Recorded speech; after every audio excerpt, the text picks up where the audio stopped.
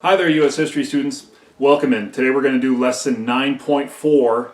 I think it's fair to say that if someone wants to see the real power of what it's like to study American history from an explicitly Christian perspective, the real fireworks and the real convergence and symbionts of all sorts of ideas about morality and justice and God's power and how God wants us to live in life, these kind of converge and bubble over here in stories like this in the civil rights movement. So our learning targets for today, I can explain the impact of Brown versus Board of Education, so a critical Supreme Court case that really does change everything. I will introduce you today to Martin Luther King Jr.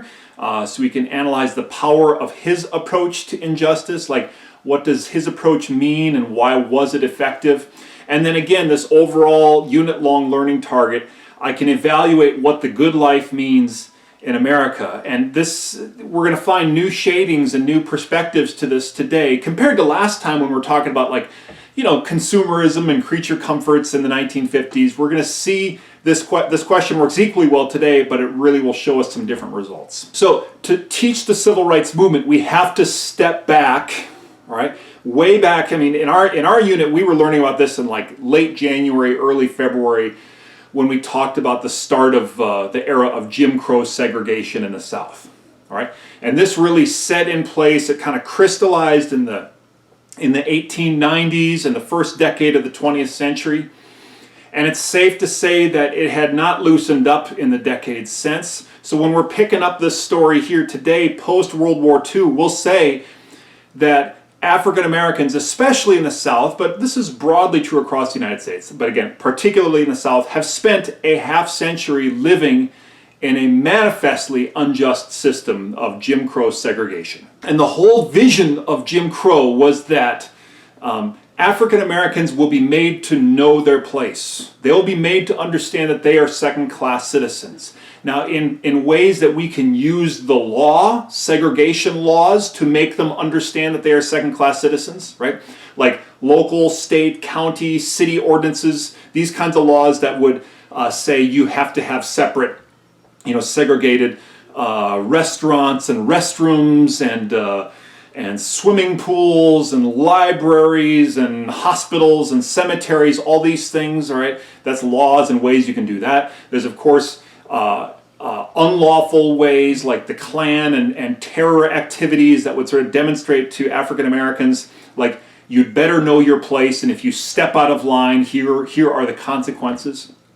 And again, I shared this with you in January, but part of the whole preposterous notion of this was that it allowed white politicians to ignore the wishes and desires and the pleadings of African Americans, because African Americans were kept out of the voting booths, right, through all these segregation systems and voting restrictions and all that sort of stuff.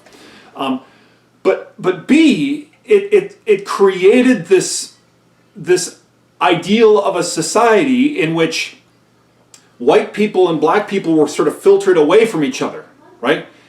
And a nice white person could just get through their day without having to encounter any African American person in any sense as an equal at all, right?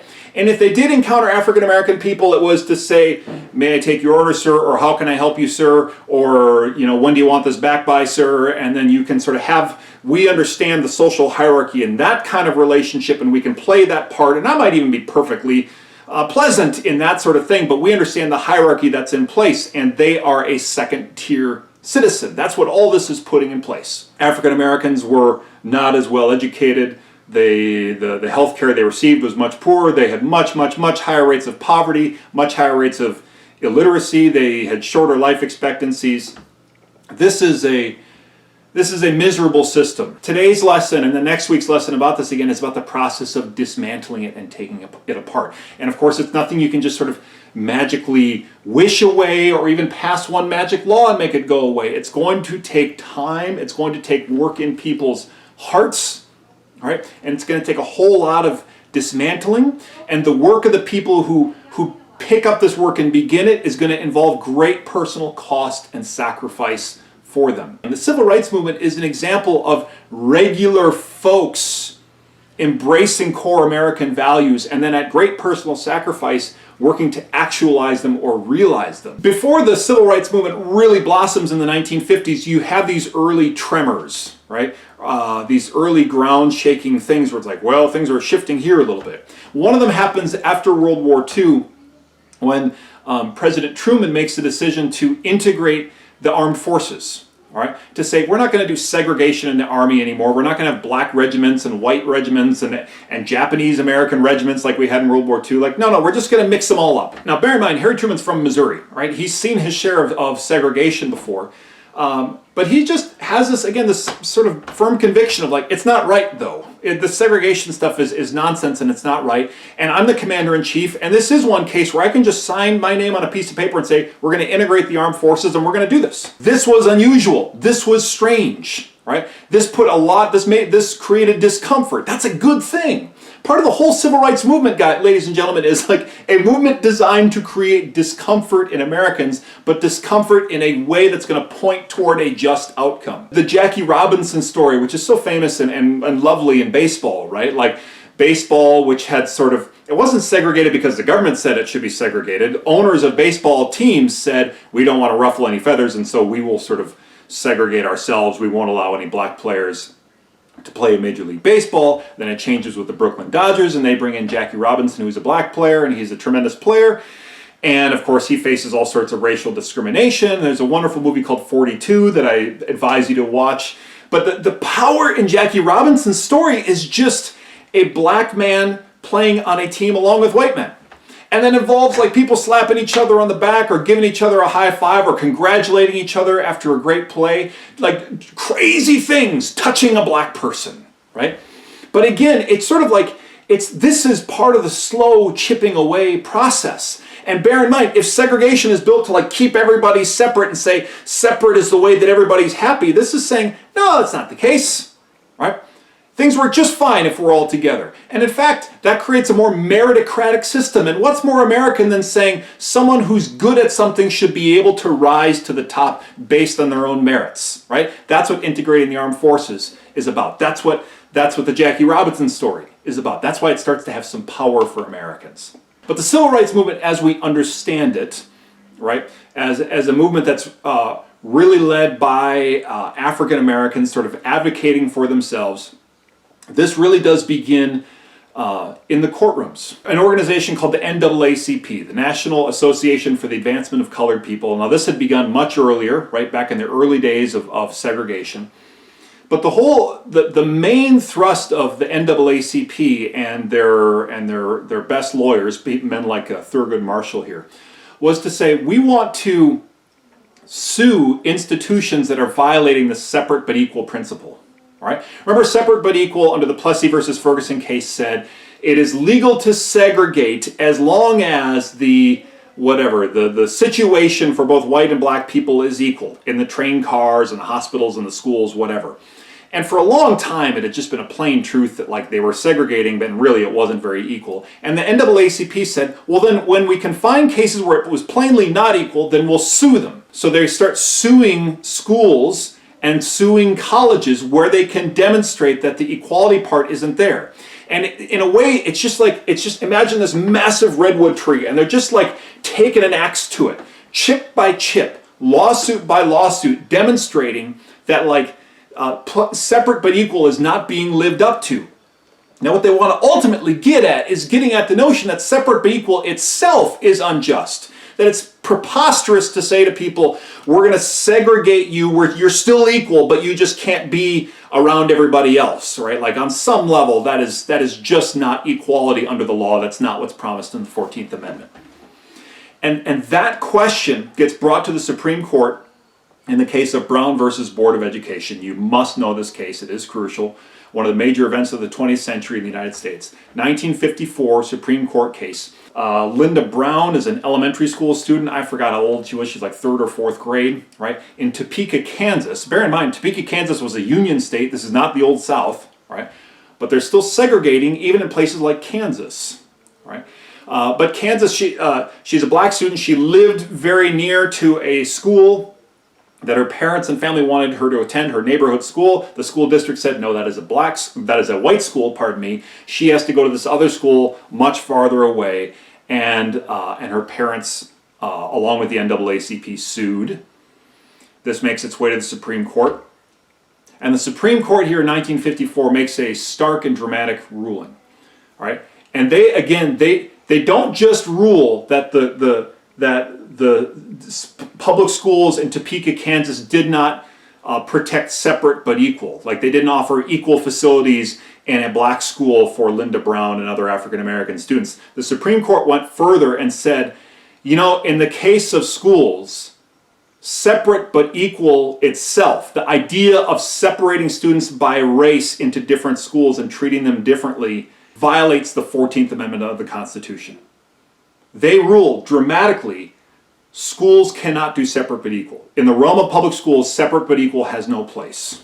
What they actually say is, you damage a kid when you take a little second grader, a little second grade African American child, and you tell him, you're just like you and me, God made you all the same, but you can't go to school here. You have to go to this other school in this other place. You can't be with us. That very act damages a kid. It damages a kid psychologically in a way that's unlikely to be ever undone. That is like dropping a cultural atom bomb across the South. For all kinds of parents, and again, I have to speak in this sort of voice to talk about how people respond to this, but they're saying, are you telling me that the Supreme Court in Washington, D.C. now says that my kids have to sit next to Negro kids in their school? Right? Or have to sit next to African American kids, and we've got this way of life, we've got this way of doing things, and we've done it for generations. And there is an explosive pushback to this. All right. I mean, you see this image here. Race mixing as communism is. I mean, we could spend a long time unpacking this, but basically, there is all kinds of crazy pushback, and there's all kinds of Southerners and Southern political leaders who basically say, look, over my dead body are we going to comply with this? And in a lot of Southern schools, they just said, we'll shut her down. Fine, we'll just shut down schools. We'll shut down schools before we comply with this. And that did happen. For years, some schools were shut down. And all kinds of kids just end up being unschooled and uneducated because governors say, we'd rather shut the schools down than integrate them. Now, the Supreme Court's ruling, the Supreme Court is a little bit like, okay, look, as soon as we push this button, this is going to go kablooey. And so they tried to insert this language that's kind of ambiguous, right? The Brown v. Board ruling says that school segregation in public schools has to be ended with all deliberate speed. What does that mean? Does that mean the next school year they have to be integrated? How about the year after that? Like, what does with all deliberate speed mean here, right? And so there again, some governors or school district leaders said, well, you know, our reading of with all deliberate speed means that over the next 5 years we'll be conducting a series of studies, and then we'll get back to this. So some people just start dragging their feet. Another thing I want to be clear, once the court says separate but equal is unjust in the case of public schools, all kinds of people can see the writing on the wall, and they can say, well, what about in restaurants? What about in hospitals? What about in movie theaters, right? Like, if the Supreme Court says it doesn't fit with the 14th Amendment here, then it's fair to say they're going to start saying it doesn't fit with the 14th Amendment in all kinds of places, which is true, right? And so what this is signaling to a whole bunch of people is, to Southerners who wanted their segregation, your protective fire, which was the old Plessy versus Ferguson Supreme Court case, that is now cracking in half and in the process of crumbling, and the law is not going to be on your side for much longer. A couple years after Brown v. Board lands, the school board in Little Rock, Arkansas says, all right, so we've conducted our planning, and we've decided that in this fall 1957, we will begin the integration process in our school district, starting with Central High School in Little Rock, the largest and most prestigious high school in the city. And so if any black students wish to go to Central High School, they can apply now. And of course, there's many thousands of African American families in Little Rock, Arkansas. 9 black students enroll to go to Central High School. And that's not many. And you'll watch a supplementary video on this, but it's not many because it's going to take an incredible act of bravery for these 9 students just to get up every day to go to school. A level of bravery that I really can't fathom. And on the first day of school, these 9 students, who were called the Little Rock Nine, they all tried to enter the building. Most of them were together. There was a group of 8, and then one young girl named Elizabeth Eckford, who you see pictured here, who got separated from them. And they're just trying to get into the school building, right? It's like first day of school in a new building. They're, out of whatever, 1,000 or 2,000 kids, they're the only 9 black students. And the fact of the matter is the community didn't want them in there. And they just want to go to their class. This girl gets separated from her peers, and instead she becomes surrounded with hecklers. And you can see a soldier in the background. That's someone from the Arkansas National Guard. The governor of Arkansas called in the National Guard with orders to say, prevent these students from entering the school. Right? The governor saying, I'm sorry to the school board, I'm not going to let these black students enter the school. And so they are just trying to go up with their books, trying to get in the building, encircled by mobs and people screaming at them, or some of them just sort of walking next to them, staring at them, trying to give them this intimidation treatment. Elizabeth Eckford tries a couple places to get into the building, is unable to. She's unsure what to do. She goes out and keeps walking, and of course she's followed this whole time by these other people. In this intimidation act, she sits down at a bus stop. Everyone's sitting around her, cameras around her, just staring at her, either yelling or giving the silent treatment, but there are no friendly faces in this mob, I promise you, ladies and gentlemen. And then finally a city bus pulls up, and she gets on the bus, and that's the end of her first day of school. I'm getting emotional just thinking about this.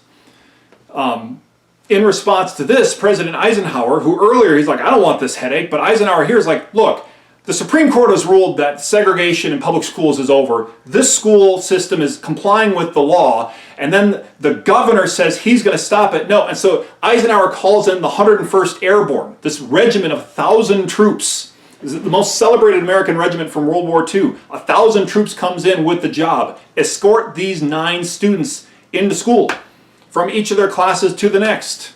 And they're going to be on the job for months bringing these kids to school. You can see his picture at the top here, like being escorted into the school building the next day. Here you see the Little Rock Nine on a graduation day, and a statue to them. That's I believe this is in the Arkansas State Capitol. Could you be this brave? Could you have done this? So let me at the end quickly introduce Martin Luther King Jr. so that I can send you off with a reading assignment about him.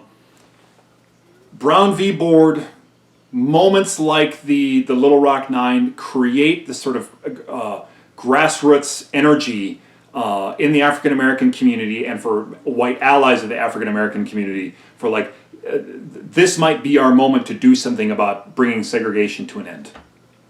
From the bottom up emerges a figure of a young man, Reverend Dr. Martin Luther King Jr. And he is a pastor at a black church in Atlanta, Georgia. And his father had been a pastor, his grandfather had been a pastor. And he emerges as a leader in this movement because of his eloquence, essentially because he is one of the great speakers in American history. And it was becoming clear to people who heard him speak, this man, when he speaks, people are inspired to move and inspired to follow. So it's not like he was ever elected leader of the civil rights movement. He's kind of a de facto leader. He's the recognized leader of the civil rights movement because people said, just look at the man, just listen to him, right? His message is about nonviolent resistance. We are going to resist the people in power, right? We are going to resist laws that are unjust. We are going to resist laws that violate God's law. But we're doing this in pursuit of the godly cause of justice, right? And bringing about the kingdom life. And so for a lot of people, there is this dissonance of yeah, but they caused commotion. Yes, they did. And they caused disruption. Yes, they did. We'll learn all about this, right? But it's all in pursuit of this larger cause. And he's going to say, we must be nonviolent in this. The moment we use violence to get what we want, then they have every excuse to turn on us and use violence in response, right? Only if we have the courage to do this nonviolently will we really rise above this situation and then create an appeal to the American public to say, join with us, right? Because as soon as we start using violence ourselves, everyone's going to say, these people, we've seen this before, right? But if we rise above this and resist non-violently, then we're offering an invitation to the American people to join our cause and support our cause. The key to understanding the appeal and the leadership of Dr. King is to understand what he's pointing to. And he's pointing to two things. First and foremost, he's pointing to his own Christian witness. He's pointing to the God of the Bible, right? It is impossible to separate Martin Luther King Jr.'s Christianness from his political advocacy. The two are completely entwined, right? Every religious speech he made was a political speech. Every political speech he made was a religious speech. A famous quote here, returning hate for hate multiplies hate, adding deeper darkness to a night already devoid of stars. Darkness cannot drive out darkness. Only light can do that. Hate cannot drive out hate. Only love can do that. A Christ-like message of love, above all else, love. I'm not saying Martin Luther King Jr. was like Jesus Christ. I reject that assertion, and I'll teach you next time. He's a man who had his demons and his flaws and his failings. All right? That's a real thing, and I want to look at him as a real person. I don't want to turn him into Santa Claus, right? Who just came to dispense civil rights to all the good boys and girls. Like, he's a human being with flaws and failings. He's a remarkable leader, though, who also encourages Americans. He points toward his Christian witness. He points toward the gospel, and then he says, and also the American ideals. He's not here to say, Americans, you're all like nasty and racist and terrible. He's saying the ideas of America are beautiful. You believe them, I believe them. We want the same thing you want because we believe in it too. We want to live up to this ideal. So he's pointing to American ideals. He's pointing to Christian witness. A key to understanding him is he's not interested in, he's more interested in persuading his enemies than kicking his enemies. He's more interested in like inviting people to join with him than he was in like, destroying people on Twitter, right? Or owning the libs or some ridiculous thing like this. There's lessons here for us in this approach. So I'm going to have you guys as homework read some writing from him. And I want you to look for like the centrality of Christianity to his message. And I want you to look for ways where he says, I want this because it's American. I believe in America's ideals as deeply as anyone else, right? Maybe even more so. I might even suggest we believe in them more than you. We're asking if we can participate in this as well as you. There's real power in this. So we're not done with this story. There's a lot more to go. I think we've gotten the ball rolling. I look forward to seeing your reaction to this homework assignment, which is my favorite homework assignment of the entire year. I love reading student responses, so I look forward to seeing what you guys think. You guys have a great day, and we'll talk soon.